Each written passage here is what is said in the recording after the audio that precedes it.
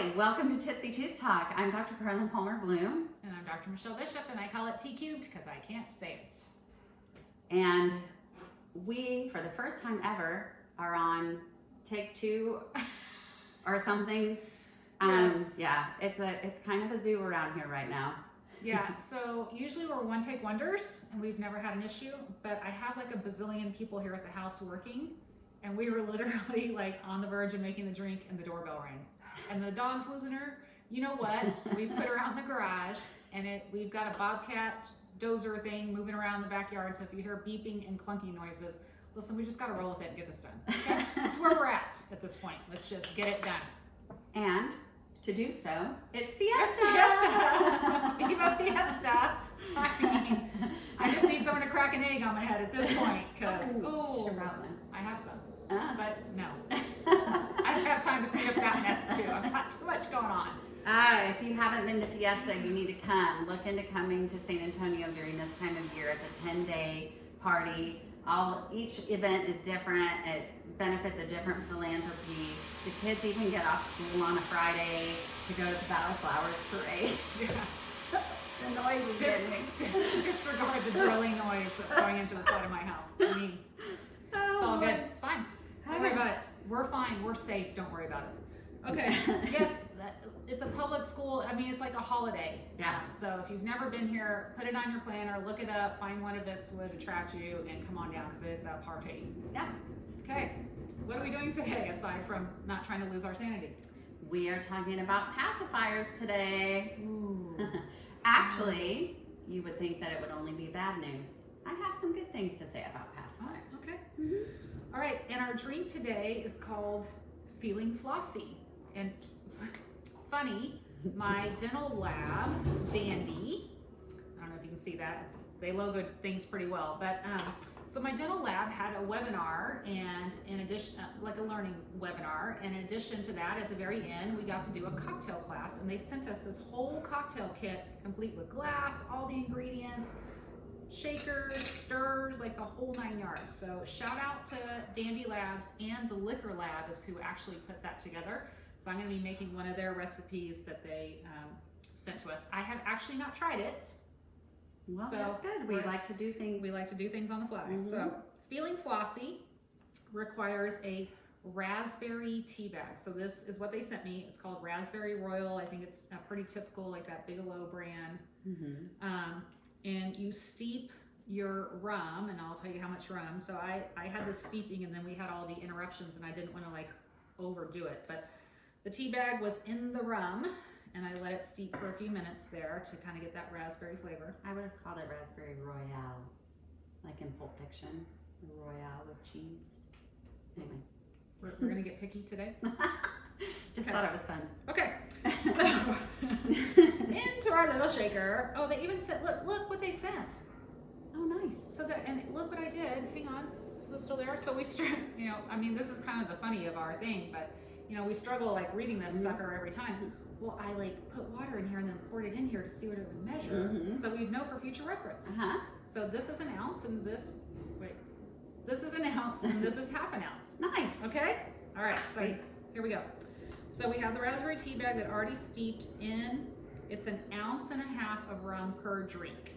Okay. So I already did that, and then into our little shaker, we're gonna do for half an ounce for one drink, but what did I just say?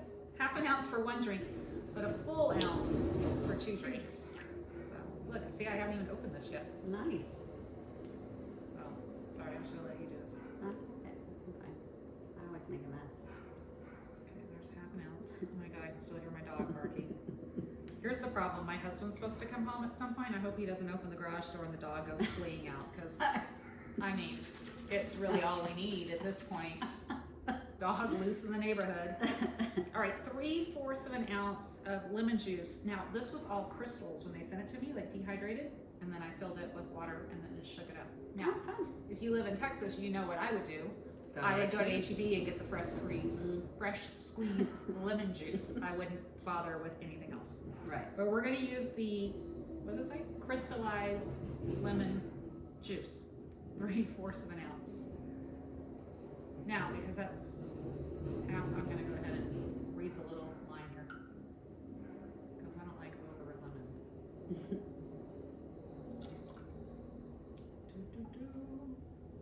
I mean, we almost kind of have music in the back with like the beeping of the bobcat. Mm-hmm. Okay, then the rum. Pour that in there. I'm gonna let you shake that up. Shaky, shaky. Okay.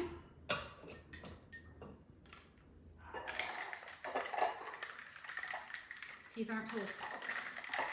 Okay. Okay, and then pour it all over my phone. I mean, Jesus, take the wheel. Speaking of wheels, I had a blowout last night too. So, I mean, it's been a literal you-know-what show around these parts of town. So I'm pouring it right. Yes, yes, pour Okay. half and half. Good Thought I was grief. about to get in trouble. No, pour half and half. Excuse the water noise while I rinse off my hand. I mean, I need a pacifier at this point. I mean, they do help with stress. They do help. I might, you know. This is gonna fill this up. Do you want me to stop? Stop, yeah, because I gotta top it with. And then you top, well, it's supposed to be 2 ounces of tonic, but I'm just gonna, that's like not even, we may have to drink a little down and then add a little more. Okay. All right. And we have our fever tree, Look, our bougie tonic. bougie tonic. Look, I got a little stir. Oh, I was Stir. gonna use my straw. Sorry. Stir. Reagan was super excited. My daughter was so excited because she had literally just said, we need one of those big drink stirrers because she likes to make mocktails. I'm not excited about her college life. Anyway, I was like, I'm not buying one of those. And then lo and behold, one showed up in my kit from the Liquor Lab. So thank you, Liquor Lab and Dandy Labs, who I love. Let's see. Okay. Cheers to beautiful smiles. It's pretty good. It's pretty good. Huh. Okay. I give it a name. I mean, Mm-hmm. I was a little, I was not sure about this. Oh, I like it. I would make it again. Yeah, okay, you know, because we haven't been doing well lately, liking our drinks. Yay! Yay! Okay. Go team. Go team. Start speaking about About pacifiers. before I start using one. I'm just going to keep drinking while she's talking, because I only have one story to add to this. So, okay. So, we all know what a pacifier is. We all know that, and we both have gotten rid of ours from when our kids were infants. You know, the green round ones that you get at the hospital. The little nuke ones or Yeah. something, right? Aw, So, I miss that. yeah. And then a lot of people transition to the kind with the angled nipple, and those are considered to be a little more orthodontic. Something that is important for safety, if you are considering purchasing a pacifier, is you want them to be 1.5 inches across, and you want them to have holes in them. They've determined that 1.5 inches is a safety measure for not being able to get it in the mouth and obstruct. Okay, Because you know, an infant wouldn't be able to get it out, right. and holes to be able to breathe through it. Like the little holes in the plastic on Mhm. the side? Oh, okay, I do remember those. Mm-hmm. So those are some key features that I learned that there are actually policies and information about that. So that's something to consider. You also want to be sure that you keep it clean, and the best way to clean it is either with a chlorhexidine cleaner, Oh. like a wipe or a spray, Oh. or boil it for 15 minutes. Oh, that's what I always did. So keep that in mind. And what should you never, ever, ever do to clean your pacifier? Put it in your own mouth. Ding, Ooh. ding, ding. Disgusting. Never. If your kid's pacifier falls on the floor, it's better to pick it up and put it in their mouth than it is to put it in yours first. Ugh. So keep that in mind. Mhm. But some of the things that are good about pacifiers are in kids with some nasal obstruction. You know how a lot of infants have trouble breathing through their nose, especially preemies. They have found that using a pacifier in a kid with a nasal obstruction actually improves Oh. their oral breathing. Okay. And so in a study by the National Institute of Health, infants, especially preterm infants who used a pacifier, had higher pulse oxygen levels. Oh, that's So good. oxygen saturation can be a thing. So pacifiers are recommended in preemies for that reason. Pacifiers are also recommended to prevent sudden infant death syndrome. Mhm. And that's a big reason that a lot of people recommend, a lot of pediatricians and stuff will recommend handing off a pacifier. Some pediatricians recommend waiting until your child's a month old to give them a pacifier, because they want them to have, if you're going to breastfeed, they want them to have established a good breastfeeding pattern. But there have been some studies since that policy came out that show that there isn't any difference in success in breastfeeding between kids who got a pacifier immediately or waited a month. Okay. So because of the sudden infant death syndrome and airway stuff, they recommend, if you're going to do a pacifier, just to start it. Just do it. Yeah, just to get it going. Okay. So as long as it meets those criteria I was mentioning. So, and who knew? They also have studied that it provides analgesia, which is pain control.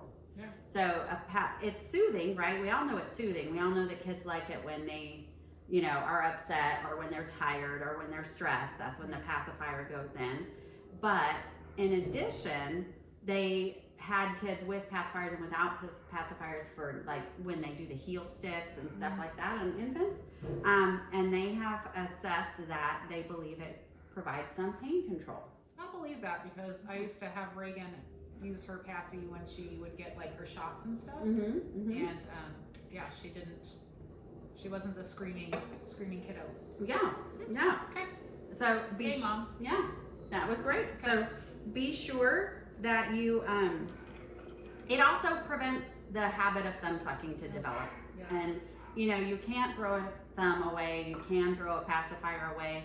So if you're gonna have your kid be attached to something, you'd rather it be something that you can clean and you can throw away. Yes. Right? Amen. So keep that in mind. Also, something to not do, that's an old wives' tale, and I know people who have done it. You're not supposed to give infants honey. So don't dip your pacifier in honey, and don't buy the pacifiers that have honey in the nipple. Honey is bad for babies. They have pacifiers with honey in the nipple? I've never seen that. That's crazy. I mean, aside from what it would do as they started to get teeth, we won't even go there. Yeah. That would destroy their teeth. But aside from that, infants can get botulinum toxin from honey. So please don't dip your pacifier in honey, or get one of those honey infused pacifiers. That's weird. Okay. So those are some things, right? Now, they want you to stop using the pacifier in the second 6 months of life. So I always tell my families, I kind of want you to quit by their first birthday. Yeah.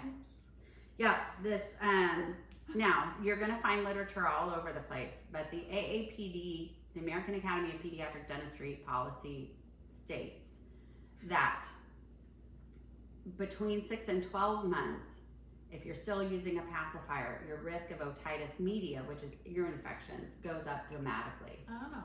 I've also found that in the American Academy of Pediatricians and in the Family Practice Academy, the Academy of Family Physicians. Using a pacifier regularly after around the age of 1 increases ear infections dramatically, and that was across the board in everything that I saw. Good to know. So that's a good stat to have. So you really, and I wasn't able to figure out why. I haven't found that connection, but it is a significant connection that every single group is mentioning.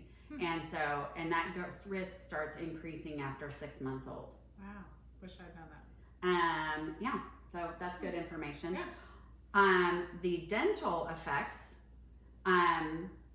start early. I mean, you can come into my practice and I have a pretty good idea if your kid is using a pacifier after the age of 1 or not. They say that those effects tend to start becoming more severe and more permanent after 18 months, and definitely significant and probably not reboundable on their own after 3 years old. Another thing about 18 months is in the development stages of children, that's when you develop object permanence. And you might have heard of object permanence as related to dogs. It's one of the things that they test dogs with in How Smart Is Your Dog study. It's one of the studies that border collies do really well on, which is why they think that they're so smart. And that's when you take, this thing, and the dog sees it, or the child sees it, and you hide it under a blanket, and the dog a lot of dogs will think it disappeared. Oh. And kids under the age of 18 months generally also think it disappeared. They don't know that they could look for it. Oh, I see. They don't know that they could cry until you're going to give it back. Got it. It's poof, right? Oh, yeah. So your key to getting rid of a pacifier, from a behavior standpoint, the success rate is so much higher when you start right around their first birthday, because they might struggle a little bit to go to sleep, and you might have a couple of days of difficulty, but it's not like they know they can cry until you're going to bring it back. And everything in their life at that point is still pretty new and still changing all the time. So it's another change that they weather and they get through. Whereas once they hit about 18 months, people that come to me and say that their 2.5-year-old is still using a pacifier, I almost tell them to go ahead and wait until they're 3, because 3-year-olds start to develop generosity, and that is when I will say, take the pacifier. And I'm sure San Antonio Zoo freaking can't stand me. And now I'm admitting on camera that it's me. Oh. I say, It's her. You don't practice together. I say, take the pacifier to the zoo and give it to a zookeeper to give to a baby animal, or send it to Santa at Christmas to give to a baby who needs it. Or there's actually a really good book out called the Pacifier Fairy. And it comes with a little cardboard box that you put together, and as you read the story, and then you put the passy in the box and you leave it for the fairy. Oh, nice. To take to other babies that don't have passies. See, again. There you go. But most kids don't develop the skill of generosity until they're 3. Okay. So asking them to give it over to somebody else, that's not really going to work in the 2s. So another thing to do if you're trying to wean them off is to try a pacifier weaning system. This one's called Free to Baby, and I get it on Amazon, and I wish I could remember, and I'm so sorry if this ever gets back to the lady that invented it. There was a female pediatric dentist who might even be an MDiv that developed a pacifier weaning system, and she was selling them under her own product. And I think it got too big and too much to maintain. I'm not sure if this is even what this is based on, if she sold to them, but they suddenly became unavailable. Okay. And this is very similar, so I'm almost wondering if they used her prototype. Yeah. But anyway, a lot of people, you hear people cut pacifiers. Well, when you cut a pacifier, you're leaving an edge that's imperfect. These things are molded. And I'm really leery about leaving something with a cut edge in a baby's mouth. Yeah. So I don't really like the cutting it factor. I don't either. And so this is a step down. And it tells you the frequency. Most people will do them a couple of days at a time, but this one's going to be most similar to the size of their pacifier. And after a couple of days, you go down, and then you go down, and then you go down, and then they don't like it because it's just not right anymore, right? I've had a lot of families tell me that they've been successful with a pacifier weaning system. Now, they didn't have those with my kids, so I just took my kids away. Yeah. And it's your first birthday, yay, happy birthday. The bottle and the pacifier went away. My kids are pretty successful kids. So now let's say you don't. What are some of the things that can happen? We already talked about ear infections. Yeah. Well, the pacifier mouth that you'll see is this, like, we call that an anterior open bite. So it's when you bite down, but the hinge gets stuck in the back and the front doesn't close all the way, right? And so you walk around it increases mouth breathing, which dries out your gums and your mouth and increases cavity risk because you're drying everything on your teeth. It's obviously, not the prettiest thing in the world. It also can create a cross bite in the back. What that means is when you're sucking really hard, you wouldn't believe how much force you can get from your cheek muscles. And they squeeze in, they shoot those front teeth out, and you end up with your top teeth inside your bottom teeth. And most of the time in your hinge, your top teeth overlap your bottom. You've all heard overbite, and you've heard it as a bad word, but we all have a little bit of an overbite if we're in ideal occlusion or ideal bite. But in kids who suck really hard, they can get where those top teeth end up inside. And that actually, what happens here? Where the roof of your mouth, if the roof of your mouth is squeezed, it's going to shoot up, right? Where does it shoot up into? The bottom of your nose. So that starts to cause airway issues. So you hear those kids that kind of can't breathe, all right? You know, so that affects their sleep. It affects their ability to concentrate. It affects, you know, I mean, it's not healthy to be breathing like that at night. It affects your overall system and your health and your immune system and all those things. Breathing is just, I mean, we all know it's pretty important. Yeah. So you really want to get that stopped at an appropriate age before permanent damage ensues, because the orthodontist isn't going to fix it for you until they're a little bit older. Usually, I mean, there are some orthodontists that address things really, really early. The average orthodontist doesn't start addressing these things until they have all 4 of their front permanent teeth and their 6-year molars, and that's usually 7, 8 years old. Right. So that's a long time to not be able to breathe right. Right. And that's kindergarten, 1st grade, you know, 2nd grade, going to school without a good night's sleep and all those things. And having peers make fun of you because your teeth look like this when you bite together, because they're only biting in the back and the front's open. They can't bite into a sandwich. They can't bite into an apple because their teeth don't come together. So they get made fun of. Yeah. So, you know, so we do encourage the use of pacifiers as an infant, as a newborn. It has some wonderful effects. Both of my kids used them. Her daughter used them.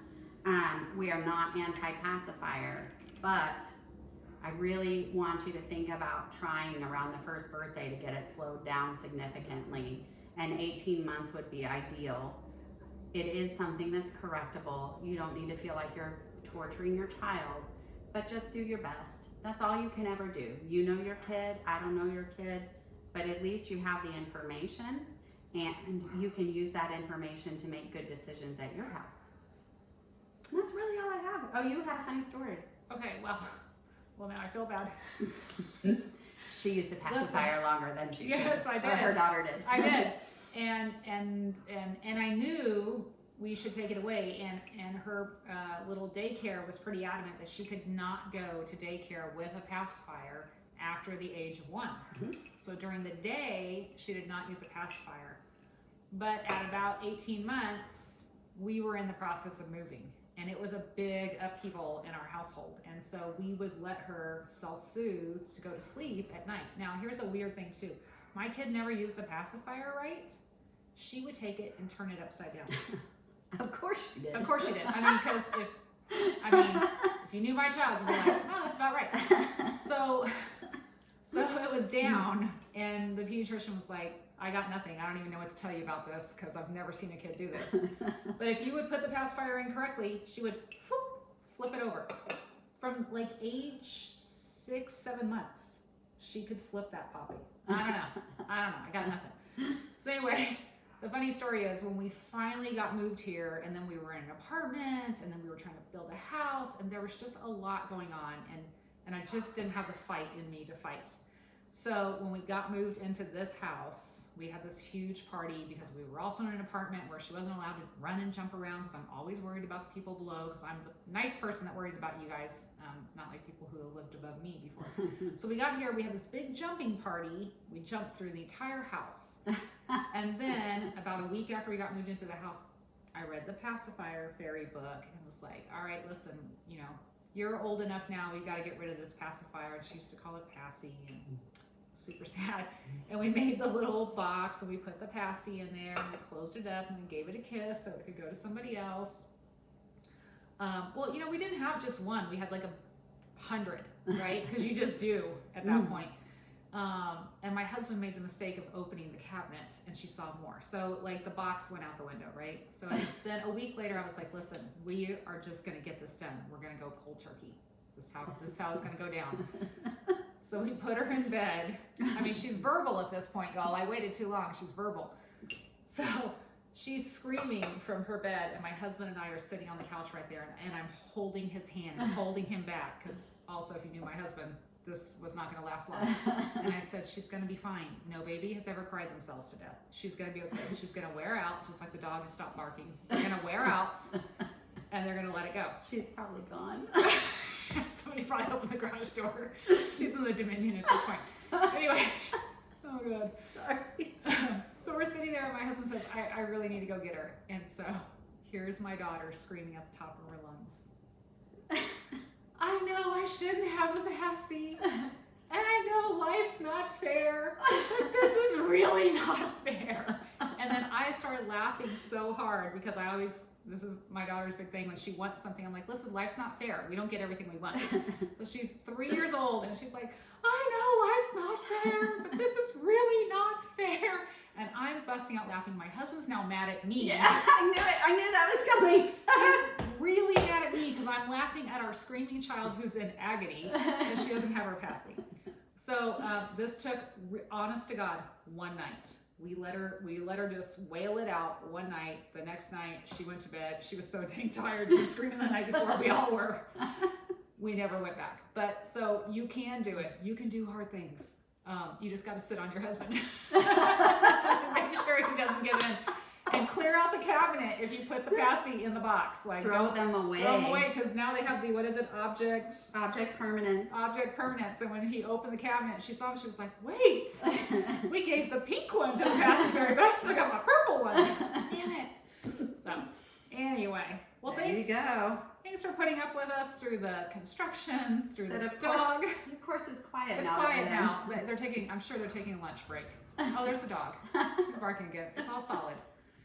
Hey, cheers to beautiful smiles. Cheers to beautiful smiles. Happy Fiesta.